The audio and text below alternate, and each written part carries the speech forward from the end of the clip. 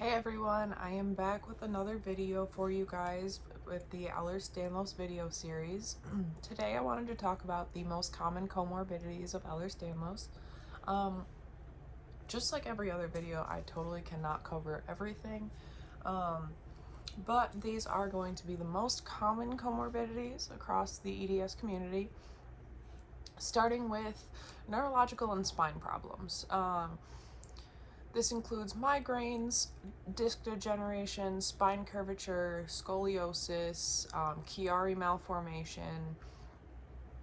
All of these things are quite common for different reasons, various reasons. A lot of it has to do with the instability in our neck though, which moves me on to our next comorbidity is going to be falling under the joint problems category.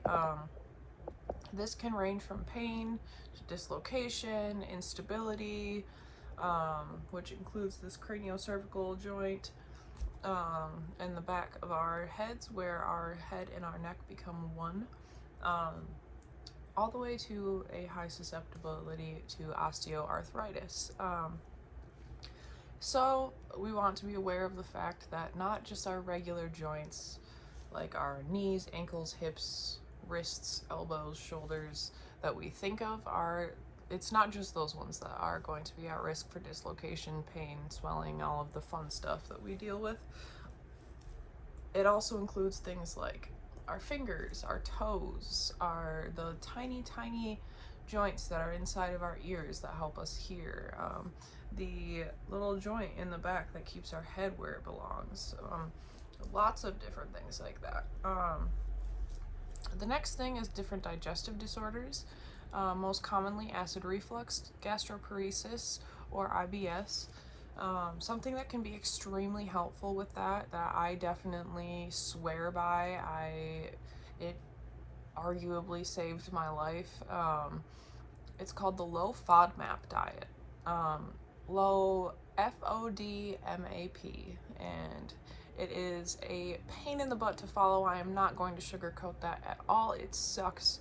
But if you are in a debilitating state due to your gastrointestinal issues, or if you're just miserable every day like I constantly am, try it out.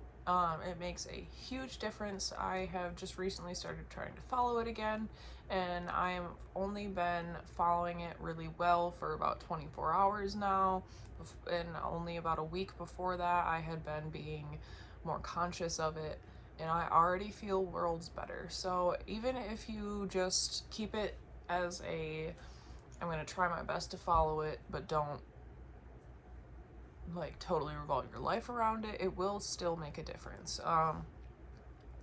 Unfortunately, I have gotten to a point where I need to focus on only doing that. But I do go back and forth. Once I get my whole stomach and everything all figured out for a while, I will let myself go back to eating a lot more foods. But anything can set it off. If you have too much stress, if you were on antibiotics, if you were on a lot of pain medication, anything can totally throw your gastrointestinal system for a loop and end up needing to go back on the diet. Cardiovascular issues are going to be the next topic. Oftentimes what we have to be concerned about is a mild dilation of the aortic root. That is most commonly seen in people with vascular Ehlers-Danlos syndrome. However, it is not unheard of to be outside of just vascular. There was one family that had, I believe, 4 different people in the family with a dilated aortic root that was potentially fatal to all of them that were in the hypermobile subtype of Ehlers-Danlos. However, because most of the cases that we've seen outside of vascular were all in the same family, it is something to take into consideration, because we don't know if it was a different thing going on in their family that caused it, or if it was actually anything to do with the hypermobile EDS. So I guess do with that information what you will. Just know it's not unheard of. POTS or dysautonomia is also very common. POTS is a type of dysautonomia, which is a condition that affects your autonomic nervous system. So basically all of the things that your body does automatically without you ever thinking about it, like your temperature regulation, your blood pressure, your heart rate, your digestion, things like that are all controlled by your GI system or by your autonomic nervous system. And when you have POTS, it's slightly compromised. So blood pressure is definitely going to be the biggest issue there. Personally, I have found having an extremely high sodium diet really helps. That was under instruction from my doctor. So, I mean, if you have POTS, but you also have issues with high blood pressure, I don't know if that's a thing, but if it is, don't do that because that's probably not good. But if you are like me and you just have extremely low blood pressure, salt, lots of salt. Next, we have various bladder disorders, and that can come from the issues in our pelvic floor being extra weak, and it can also be caused by the fact that our organs are so prone to prolapse. The next would be conditions affecting the teeth, gums, and oral structure. We can have a lot of issues with our teeth and gums. Again, they're made out of connective tissue. So, unfortunately, you just can't really say that they're gonna be great. I know personally I have always had insanely sensitive teeth to the point that brushing my teeth every day is actually a painful experience. Like, not horribly painful, but it hurts every time. So it's not just my toothpaste. I have tried all of them. I have honestly, stupid, the really sensitive teeth ones hurt more. I don't know what it is, but I thought that there was just something wrong with me until I was in the EDS communities and started finding out that that's actually really common. And then now I'm doing more research and I'm not alone. So if it hurts when you brush your teeth every day, it's not your fault. It is not because your toothbrush bristles are too strong, because trust me, I tried. That does not solve the problem. The next thing is going to be anxiety, depression, any mental health issue.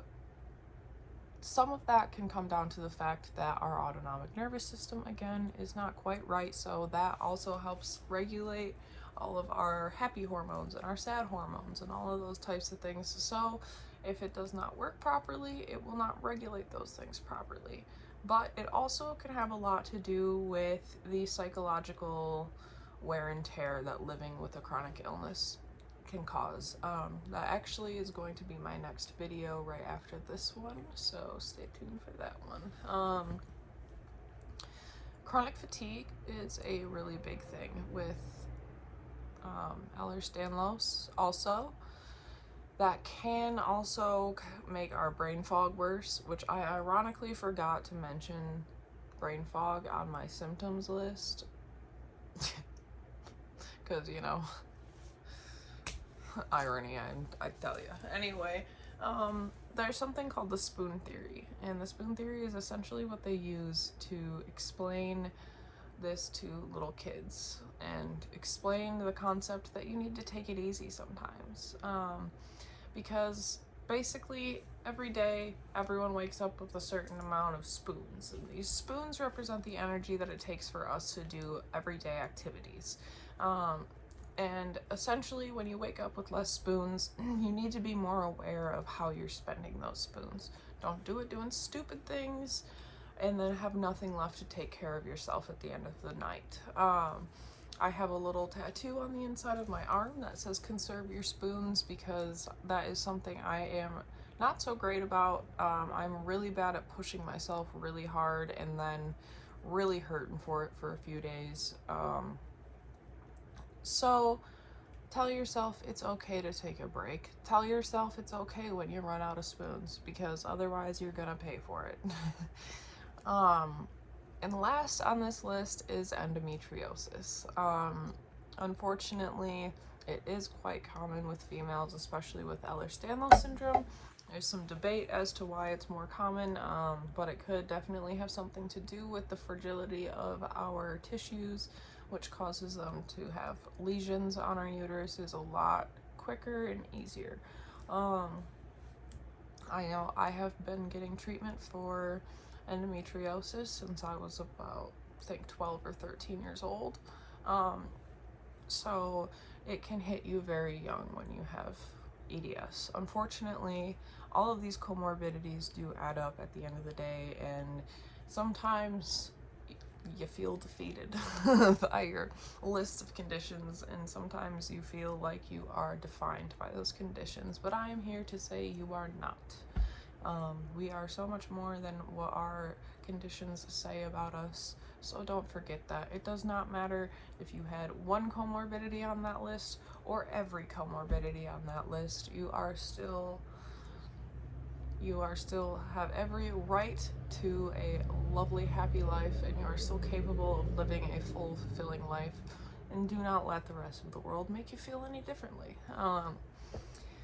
So that is about all I have for you on that, and you have a great day. As always, if you have any questions, comments, anything like that, please feel free to let me know. And if you want to keep learning more with me, hit that subscribe button, and I will see you guys next time.